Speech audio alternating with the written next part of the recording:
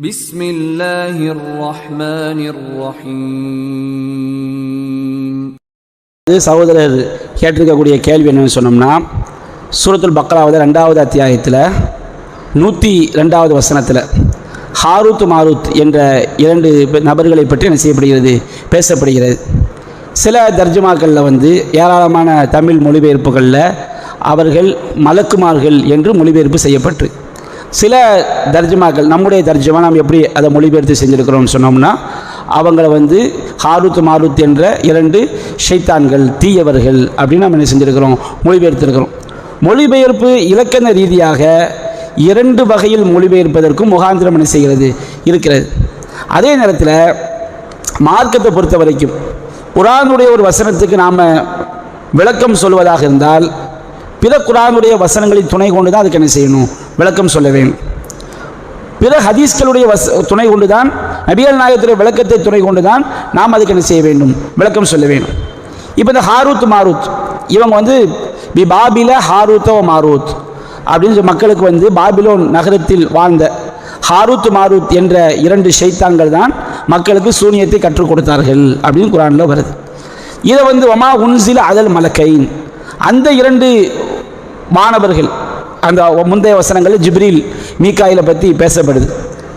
அந்த ஜிப்ரீல் மீகாயில் என்ற வானவர்கள் மீது அந்த சூனியக்கலை அருளப்படவில்லை என்று என்ன செய்யப்படுது, நாம் அது மொழிபெயர்க்கிறோம். அவங்க என்ன, நமக்கு மாற்று கருத்தில் உள்ளவங்க எப்படி மொழிபெயர்க்கிறாங்க, ஹாரூத் மாரூத் என்ற 2 மலக்குமார்கள் மீது தான் சூனியக்கலை அருளப்பட்டது அப்படிங்கிற ஒரு அடிப்படையை செய்யலாம்.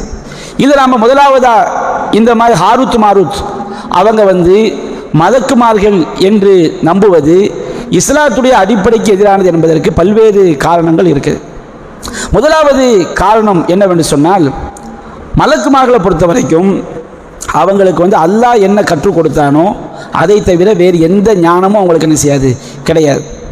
ஆதம் அலைஹிஸ்ஸலாம் அவங்கள அல்லாஹ் படைச்சு அவங்கள பூமியில் ஒரு படைப்பிடத்தை படைக்க போகிறேன் அப்படின்னு சொல்லும்போது மலக்குமார்கள் சொன்னாங்க, தஜாலு ஃபீஹா மை யுஃப்ஸிது ஃபீஹா வ யஸ்ஃபிகு திமா, இந்த பூமியில் குழப்பம் செஞ்சு ரத்தம் சிந்தக்கூடிய ஒரு படைப்பையாக படைக்கப் போகிறாய் என்று சொல்லும்போது அல்லாஹ் ரப்புல் ஆலமீன், நீங்கள் அறியாதவற்றை நான் அறிவேன் என்று அல்லாஹ் சொல்லி ஆதம் அலைஹிஸ்ஸலாம் அவங்களுக்கு எல்லா பொருளுடைய பெயரையும் கற்றுக் கொடுத்து அந்த பெயர்களை எல்லாம் அறிவிக்குமாறு அல்லாஹ் ஆதமுக்கு சொல்கிறான். ஆதம் அலைஹிஸ்ஸலாம் செய்கிறாங்க, அறிவிக்கிறாங்க. அப்போ தான் மலக்குமார் சொல்கிறாங்க, லா இல்மலனா இல்லாமல் அல்லம் தனா, இறைவா நீ எங்களுக்கு என்ன கற்றுத் தந்தாயோ அதை தவிர வேறு எந்த ஞானமும் எங்களுக்கு என்ன செய்யாது, கிடையாது. மலக்குமார்களுக்கு உள்ள ஒரே ஞானம் அல்லாஹ் கற்றுக் கொடுத்த ஞானம் மட்டும்தான்.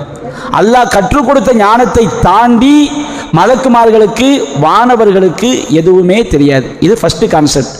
இப்போ இந்த வசனத்துக்கு நீங்கள் ஹாரூத் மாரூத் மலக்குன்னு வச்சுக்கிடுங்க. அந்த மலக்குமார்களுக்கு சூனிய கலையை கற்றுக் கொடுத்தவன் யாருன்னு வரும், அல்லான்னு சொல்லி வரும். அல்லாஹ் ரப்புல் ஆலமீன் குஃப்ரான விஷயங்களை, ஷிர்கான விஷயங்களை வானவர்களுக்கு அல்லாஹ் சொல்லி கொடுப்பான் என்று சொன்னால் ஒருபோதும் படைத்த இறைவனிடமிருந்து குஃப்ருக்கும் ஷிர்க்குக்கு என்ன வராது, ஆதாரம் வராது. அல்லாஹ்ட்டிருந்து தாயத்து போடுங்கன்னு அல்லாஹ்ட்டிருந்து ஏதாவது குர்ஆன் வசனம் இறங்குமா? தர்காவுக்கு போங்கன்னு அல்லாஹ்ட்டிருந்து குர்ஆன் வசனம் இறங்குமா? நீங்கள் ஷிர்க்கு சிலையை வணங்குன்னு அல்லாஹ்ட்டிருந்து வசனம் இறங்குமா? அல்லாஹ்ட்ட என்ன வரும், சிலையை வணங்காதீங்கன்னு வரும். தாயத்து போடாதீங்கன்னு அல்லாஹ் என்ன செய்வான், இறை தூதர் மூலமாக நமக்கு சொல்லுவான். நல்ல நேரம் கெட்ட நேரம் பார்க்காதீங்கன்னு அல்லாஹ் சொல்லுவான். அல்லாஹ் நம்மை சோதிப்பதற்காக அவனை ஷிர்க்கை இறக்கி வைப்பானா என்று கேட்டால் ஒருபோதும் அல்லாஹ் என்ன செய்ய மாட்டான், இறக்கி வைக்க மாட்டான். குர்ஆன்ல அல்லாஹ் ஷிர்க்கை பற்றி சொல்லும்போது பல்வேறு வசனங்கள் அல்லாஹ் சொல்றான், மா அன்ஸலல்லாஹு பிஹா மின் சுல்தான், இந்த இணை வைத்தலுக்கு அல்லாஹ்விடமிருந்து எந்த ஒரு ஆதாரத்தையும் அல்லாஹ் ஒருபோதும் இறக்கி வைக்கவே மாட்டான். ஷிர்க் இருக்கு பாருங்க, வைன் ஜாஹதாக அலான் துஷ்ரிக பி மா லைஸலக பிஹி இல்முன், உனக்கு இல்மு இல்லாத, மா லைஸலக பிஹி இல்முன், உனக்கு ஞானம் இல்லாத விஷயத்தை எனக்கு இணை வைக்குமாறு அவர்கள் வற்புறுத்தினால் ஃபலா துத்தீஹுமா, நீ அவர்கள் கட்டுப்படாது. இல்முனா என்னங்க, இல்மு என்பது வஹி. வஹியில் எந்த இடத்துலையுமே அல்லாஹ்வுக்கு இணை வைக்கலாம் என்று கடுகளவு ஒரு வேத ஆதாரம், ஒரு வசனம் குர்ஆன் ஹதீஸ்ல வருமா? ஷிர்க்குக்கு அல்லாஹ் ஆதாரத்தை இறக்கி வைப்பானா? அப்போ ஹாரூத் மாரூத் மலக்குமார்கள் என்றால் அவர்களுக்கு சூனியக்கலை இறக்கப்பட்டது என்று சொன்னால் அவங்க எதை ஒத்துக்கொள்ள வேண்டும்?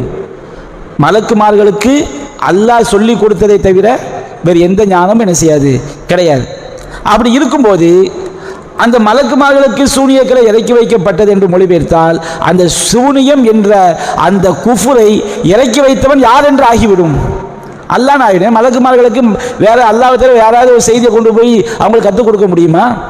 அவங்க அல்லாஹ் அமருகும், தமக்கு ஏவப்பட்டதில் அல்லாஹ்வுக்கு மாறு செய்யவே மாட்டார்கள். அல்லாஹ் சொன்னதை தமக்கு கட்டளையிடப்பட்டதை மட்டும் தான் செய்வார்கள் மலக்குமார்கள். ஒரு மலக்கு கூட அல்லாஹ்க்கு மாற்றமா செய்ய மாட்டாங்க, ஒருபோதும் நடக்க மாட்டாங்க. ஹாருத்து மாருத்து அல்லாஹ்க்கு மாற்றமா நடந்தாங்கன்னு இவங்க ஆதாரம் இல்லாமல் சொல்ல போறாங்களா? அப்ப ஹாருத்து மாருத்து மலக்கு என்று வைத்துக்கொண்டு அல்லாஹ்வுடைய அடியார்கள், கண்ணியமிக்க அடியார்கள். அல்லாஹ் சொன்னதை தவிர வேற எதையுமே செய்ய மாட்டாங்க, அவங்க செய்ய மாட்டாங்க. அப்ப அந்த மலக்கு எப்படி குஃப்ரை எப்படி சொல்லி கொடுத்துருப்பாங்க? இதான் முதலாவது அடிப்படையான பேசிக்கான கேள்வி. இந்த கேள்விக்கு மாற்று கருத்துடைய யாருமே ஆதாரபூர்வமான பதிலை சொல்லவில்லை. சில கட்டுக்கதைகள், இட்டுக்கட்டப்பட்ட செய்திகள், யூத கிறிஸ்தவர்களால் இட்டுக்கட்டப்பட்ட செய்திகளில் ஹாருத்து மாருத்து அவங்க மாணவர்கள், அவங்க சூனியக்கலை கற்றுக் கொடுத்தாங்கன்னு இட்டுக்கட்டப்பட்ட செய்தியை நம்பிக்கிட்டு இவங்க அந்த மொழிபெயர்ப்பை சேர்றாங்களே தவிர இஸ்லாத்தினுடைய சரியான ஆதாரங்கள் அடிப்படையில், குர்ஆன் சொன்ன அடிப்படையில் ஹாருத் மாருத் என்ற வானவர்களுக்கு சூனியக்கலை அருளப்பட்டது அப்படி என்று நம்பினால் அதனுடைய கருத்து என்னவாகிவிடும்? அந்த சூனியக்கலையை இறக்கி வைத்தவன் அல்லாஹ் தான். அப்ப அல்லாஹ் எப்படி மனித சமுதாயத்தை வழிகெடுக்கக்கூடிய விஷயத்தை இறக்கி வைப்பான்? மனிதர்களை வழிகெடுக்கக்கூடிய விஷயத்தை மனிதர்களை சோதிப்பதற்காக சோதனை அல்லாஹ் படைப்பான். பன்றியை அல்லாஹ் படைச்சு பன்றி கதையை திம்பான்னு அல்லாஹ் சொல்லுவான். மதுவை இறைவன் நம்மை சோதிப்பதற்காக படைத்து நீங்க மதுவை குடிக்காதீங்க தான் வகி வரும். வகி எப்படி வரும்? மதுவை குடிக்காதீங்கன்னு வரும். தஜ்ஜாலுங்கிற சோதனை அல்லாஹ் படைச்சிருக்கிறான். தஜ்ஜால் நம்பிடாதீங்கன்னு வகில வரும். சோதிப்பதற்காக சில விஷயங்கள் அல்லாஹ் படைச்சிருப்பான். நம்ம உலகத்தில் மனிதனுக்கு சில அசிங்கங்களை அழகாக காட்டி நீ அதன் பக்கம் போயிடாதுன்னு அல்லாஹ் சொல்லுவான். வட்டியை அல்லாஹ் நமக்கு சோதனையை ஆக்கி வட்டி வாங்கிறான் அல்லாஹ் சொல்லுவான். வகில என்ன வரும்? நீங்க வட்டி வாங்கிறாதீங்க, வரதட்சணை வாங்கிறாதீங்க, ஷிர்க் வச்சிடாதீங்க, ஜோசியம் பார்த்துறாங்க. இதுதான் வகையுடைய வழிகாட்டுதல்.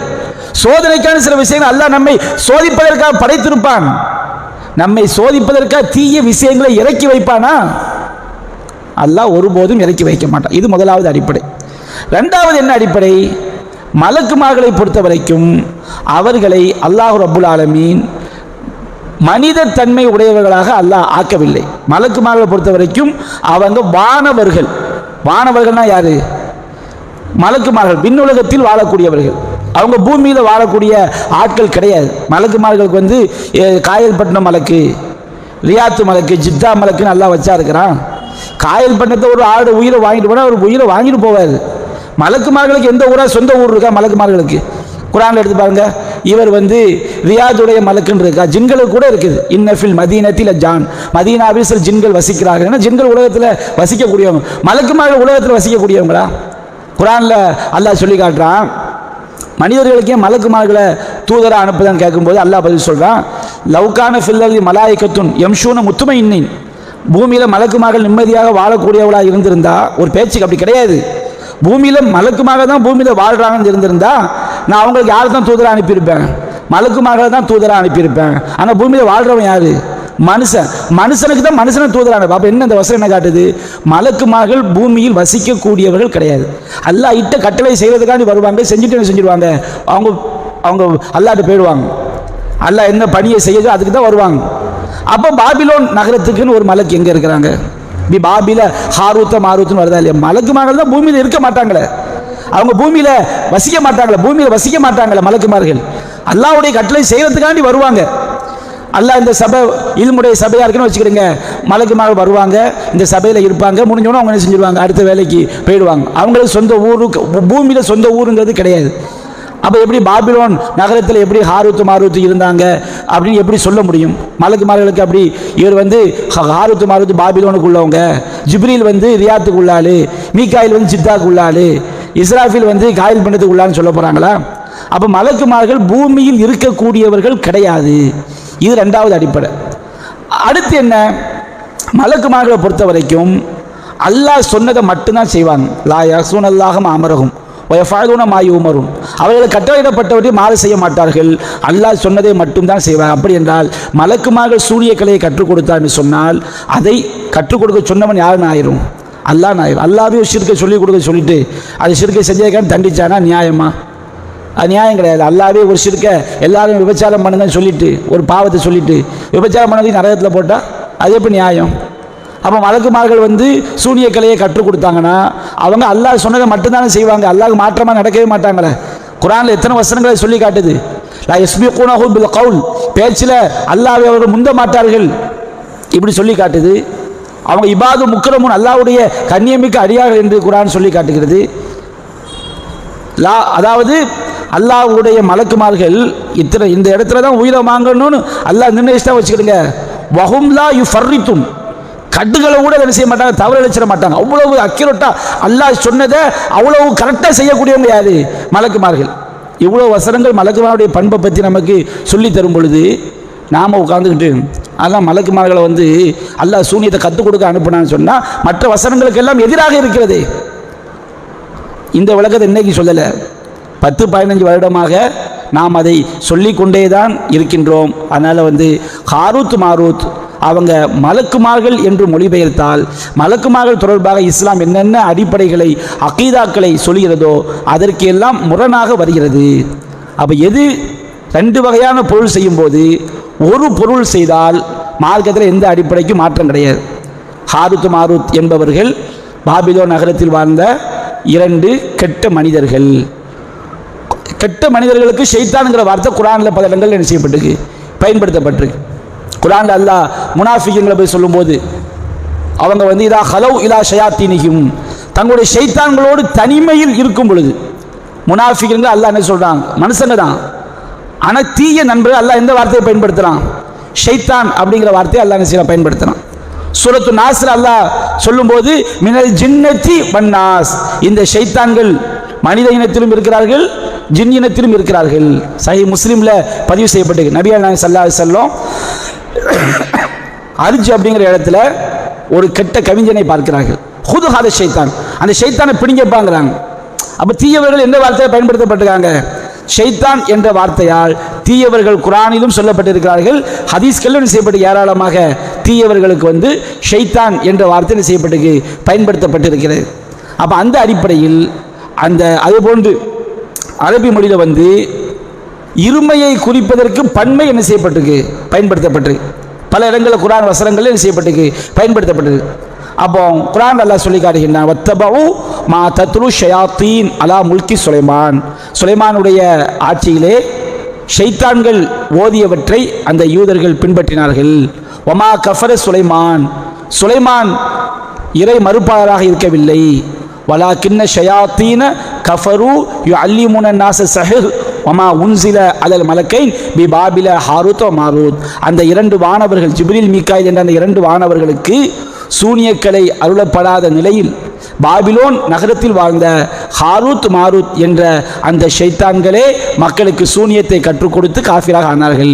இல்லை ஒரு நியாயமான கேள்வி கேட்பாங்க, இலக்கண கேள்வி. என்ன இலக்கண கேள்வி? ஷைத்தான்கள் பன்மையாக வந்திருக்கு, ஹாரூத் மாரூத் இருமையாக வந்திருக்கு, இருமைக்கு எப்படி பன்மை வரும்னு பார்க்கலாம். குர்ஆனில் நிறைய முந்தைய பல நிகழ்ச்சிகளில் தர்பியாக்களில் அதற்குரிய சான்றுகளை வச்சு நம்ம பதில் சொல்லியிருக்கிறோம். அரபி மொழியில் வந்து பன்மைக்கு பகரமாக இருமை வரும், இருமையை குறிப்பதற்கு பன்மை சொல்ல செஞ்சிருக்கு வந்திருக்குது, 2 பேரை குறிப்பதற்கும் பன்மையாக வந்திருக்கிறது என்று நாம் என்ன செஞ்சிருக்கிறோம், சொல்லியிருக்கிறோம். அப்போ அந்த கேள்விக்கு பதில் இருக்கிறது. அவங்க என்னென்ன கேள்விக்கு இலக்கண ரீதியாக கரெக்டு குர்துபி கூட என்ன செய்கிறாரு, அந்த ஹாரூத் மாரூத் என்பது ஷைத்தான்களை குறிக்கும், அதற்கு இலக்கண ரீதியாக தடை கிடையாது. ஆனால் ஹாரூத் மாரூத் மலக்குமார்கள் என்று வைத்துக் கொண்டால் இலக்கண ரீதியாக பொருள் செய்வதற்கு இடம் இருக்கிறது, ஆனால் அகீதா ரீதியாக அந்த பொருளை கொடுப்பதற்கு தடை இருக்கிறது.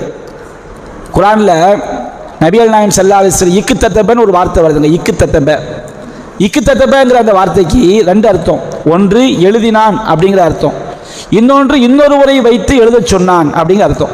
நபிகள் நாயகத்தை பற்றி அல்லாஹ் சொல்லுவோம், நபியே இந்த குர்ஆனை வந்து நீர் இக்குத்தத்தபங்கிற வார்த்தை அல்லாஹ் பயன்படுத்துகிறான், நீர் வந்து இன்னொருவரை வைத்து எழுத சொல்பவராகவும் இல்லை அப்படிங்கிற அர்த்தத்தில் குர்ஆனில் வருது. ஆனால் அந்த வார்த்தைக்கு 2 அர்த்தம் இருக்குது. என்ன அர்த்தம்? எழுதினான்ங்க அர்த்தம் இருக்குது, இன்னொருவரை வைத்து எழுத சொன்னான்ங்க அர்த்தம் என்ன செய்யுது இருக்குது. சல்மான் ருஷ்டியா அவன் என்ன பண்ணா, 2வது அர்த்தத்தை கொடுக்குறான். என்ன அர்த்தம்? நபிகள் நாயகமே எழுதினார்கள், நபிகள் நாயகம் எழுத தெரியாதுங்கிறது பொய். குர்ஆனே என்ன செய்து இக்குத்தத்தபடி நபிகள் நாயகத்தை போய் சொல்லியிருக்கு. குர்ஆனில் அந்த வார்த்தை எந்த அர்த்தத்தில் பயன்படுத்தப்பட்டிருக்கு? குர்ஆன்ல அந்த வார்த்தை இன்னொருவரை வைத்து எழுதச் சொன்னாங்க, அர்த்தத்தை பயன்படுத்தப்படுது. இப்போ வார்த்தையுடைய அர்த்தத்தை மட்டும் வைத்துக்கொண்டு இந்த அர்த்தத்தை தான் கொடுப்பேன் என்று வாதிப்பது முட்டாள்தனம். குர்ஆனுடைய மற்ற வசனங்களை பாருங்க, மற்ற வசனங்கள் உம்மி நபின்னு என்ன செய்யுது சொல்லி காட்டுது. நபியானாது எழுத தெரியாது குர்ஆனை சொல்லுது. ஏராளமாக ஹதீஸ் நபியானாது எழுத தெரியாது படிக்க தெரியாது ஹதீஸ்கள் இருக்குது. அப்படி ஒரு வார்த்தைக்கு ரெண்டு பொருள் வரும் என்று சொன்னால் நாம் எந்த பொருளை கொடுக்கணும்? மற்ற வசனங்கள் மற்ற ஆதாரங்கள் எந்த கருத்தை வலியுறுத்துகிறதோ அந்த அர்த்தத்தை கொடுக்க வேண்டும். நீங்கள் பெண்களை லாமஸ்துமு நிசா, பெண்களை தொட்டால் தண்ணி கிடைக்காவிட்டால் தயமம் செய்து கொள்ள குர்ஆனில் வருது. பெண்களை தொட்டாலுங்க பார்த்து ரெண்டு அர்த்தம் இருக்குது. ஒரு அர்த்தம் என்னது? ஒரு பெண்ணை இப்படி தொடுறது, நம்ம தாயை இப்படி தொட்டாலும் நம்ம பெண் குழந்தை இப்படி தொட்டாலும் ஒழு முறிஞ்சிருங்க அர்த்தம் வரும். இன்னொரு அர்த்தம் உடலுறவு, மனைவியோடு உடலுறவு கூடுதுங்க அர்த்தம் என்ன செய்து லாமஸ்ங்கிற வார்த்தைக்கு வருது. இப்போ வார்த்தை அடிப்படை ரெண்டு அர்த்தம் கொடுக்கலாம். லாமஸா தொட்டாங்க அர்த்தம் கொடுக்கலாம், உடலுறவுங்கிற அர்த்தம் கொடுக்கலாம். இப்போ எந்த அர்த்தம் கரெக்டு? சில மதிப்பு என்ன செய்கிறாங்க, பொம்பளை தொட்டாலே ஒழு முறிஞ்சிரும், பெத்த தாய் இப்படி தொட்டுட்டா ஒழு செஞ்சுட்டு வர்றோம், தாய் மேலே இடிச்சிடும் வச்சுக்கிடுங்க, உனக்கு ஒழு கூட திரும்ப ஒழு செய் அப்படி சொல்லக்கூடிய மதிப்பு தான் என்ன செய்கிறாங்க இருக்கிறாங்க. நம்ம ஹதீஸ்களை ஆய்வு பண்ணி பார்க்குறோம். ரசூல் ஸல்லல்லாஹு அலைஹி வஸல்லம் தொழும்போதே யாரை தொட்டிருக்காங்க? ஆயிஷாவை தொட்டிருக்காங்க. அவங்க தொழும்போது தன்னுடைய பேத்தி உமாமாவை மேலே தூக்கி வச்சிருக்கிறாங்க. இப்படி எத்தனையோ சம்பவங்கள் தொடுவதினால் ஒழு முடியாது என்பதற்கு ஆதாரம் இருக்குது. அப்போ அங்கே ஒரு வார்த்தைக்கு ரெண்டு அர்த்தம் இருந்தால் இன்னொரு அர்த்தத்தை கொடு. லாமஸ்ங்கிறதுக்கு என்ன அர்த்தம் தான்? உடலுறவு கூட தான் அர்த்தம். இப்படி குர்ஆனில் ஏராளமாக இடங்கள் இருக்கு. அப்போ நம்ம குர்ஆனை பார்க்கும் பொழுது அகீதா ரீதியான பார்வையும் பார்க்கணும். வார்த்தைக்குரிய அர்த்தத்தை மட்டும் பார்க்கக்கூடாது. அகீதா ரீதியிலான ஒரு பார்வையும், மற்ற வசனங்களுக்கு முரண்பாடு இல்லாமல், மற்ற ஹதீஸ்களுக்கு முரண்பாடு இல்லாமல் நாம் கொடுக்கக்கூடிய பொருள் தான் சரியானது. அந்த அடிப்படை என்ன செய்கிறோம்? ஹாரூத் மாரூத் ஷைத்தான் என்று நாம் என்ன செய்கிறோம்? மொழிபெயர்க்கிறோம். இதுதான் இந்த ஆதாரங்கள். ஏதோ மனோ இச்சையின் அடிப்படையில் மாற்றம் செய்ய வேண்டும் என்ற அடிப்படை கிடையாது. ஆதாரங்கள் அடிப்படை நம்ம என்ன செய்கிறோம்? இந்த பதிலை நாம் சொல்கிறோம்.